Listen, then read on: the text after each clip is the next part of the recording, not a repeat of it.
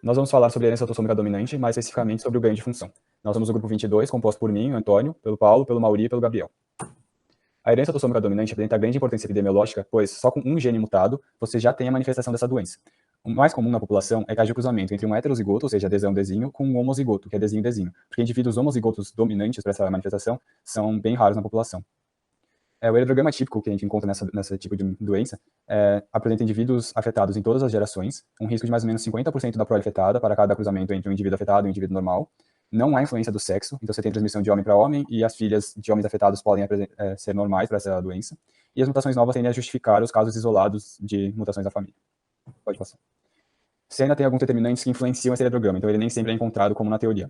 Você pode ter a dominância incompleta, em que apresenta a diferença de variação do fenótipo entre o indivíduo heterozigoto e o indivíduo homozigoto. Geralmente o indivíduo homozigoto apresenta um fenótipo mais grave. Tem penetrância incompleta, que faz com que mesmo o indivíduo sendo portador da mutação, ele não manifesta essa doença, mas ele ainda é capaz de transmitir isso para a prole. Tem expressividade variável, então indivíduos podem ter fenótipos diferentes dessa mesma doença, mesmo apresentando a mesma mutação. E tem o fenômeno de antecipação clínica, que faz com que os sintomas dessas doenças sejam manifestos mais cedo e de forma mais grave ao longo das gerações. E mutações letais que impedem que o indivíduo consiga se reproduzir, então ele não pode mais passar essa mutação em diante. Pode passar. Agora, a respeito dos mecanismos moleculares que envolvem essas mutações, podemos destacar três. A haploinsuficiência, que trata-se basicamente de uma quantidade de proteína produzida. O alelo normal ele não é capaz de produzir tudo, e o alelo mutante não produz uma proteína inativa.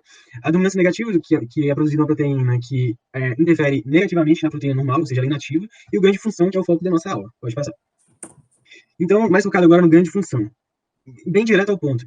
Ocorre quando há um aumento de ou mais funções normais de uma proteína. Então você pode pensar, então se tem mais função, então é melhor. Só que não, isso é justamente a origem da doença. Esse mecanismo pode ser decorrente de dois fatores: mutações que aumentam a produção de uma proteína normal, ou seja, produz mais aquela proteína, uma dosagem gênica maior, ou mutações que aumentam uma função normal de proteína, ou seja, a capacidade de cada molécula de proteína é aumentada. Então, dois exemplos teríamos a hemoglobina 15 e a acondroplasia, que será mais detalhada. Paulo, você pode ilustrar melhor isso para a gente, para não ficar muito nebuloso? Claro, trouxe aqui o caso do João Pedro, de 5 meses, trazido por sua mãe com brachdactilia e dedentro tridente. Vou explicar melhor no próximo slide o que é isso. Rizomelia, que são a porção mais proximal, né, mais perto do tronco dos membros, encurtada. A cifose lombar, que é uma curvatura lombar que não corresponde à fisiológica do corpo. A coluna é como se estivesse envergada para o lado errado. E a hipoplasia do terço médio da face. É como se a parte mais nariz, mas realmente da metade da face, estivesse mais para dentro, né? Dá aquele aspecto de testa para frente, mais protrusa. E o ginovarum, que é a velhinha do bebê, mais abertinha. Como a gente vê no heredograma, no histórico familiar, é um caso isolado, os pais não têm, os irmãos também não, e além do mais, o João também tem um gap geracional em relação aos seus irmãos, ele tem 10 anos de diferença para o irmão mais próximo de idade. Aqui, as imagens, a gente vê a cifose lombar, né, a curvatura ao contrário do que deveria ser, na região lombar do bebê. No outro quadrante, a gente vê o joelhinho mais aberto. Aqui na radiografia da cabeça, a gente vê a hipoplasia do terço médio da face, né, essa parte mais afundadinha, e os dedos entre dente e um pouco mais encurtadinhos, como eu comentei antes. O Gabriel vai trazer aqui para a gente as características dessa doença. Bom, essa doença se trata da acondroplasia. É um exemplo de doença autossômica dominante com ganho de função. Nela, a mutação do receptor FGFR3, e é ele que, quando mutado com esse ganho, é responsável pelo fenótipo. Pode passar.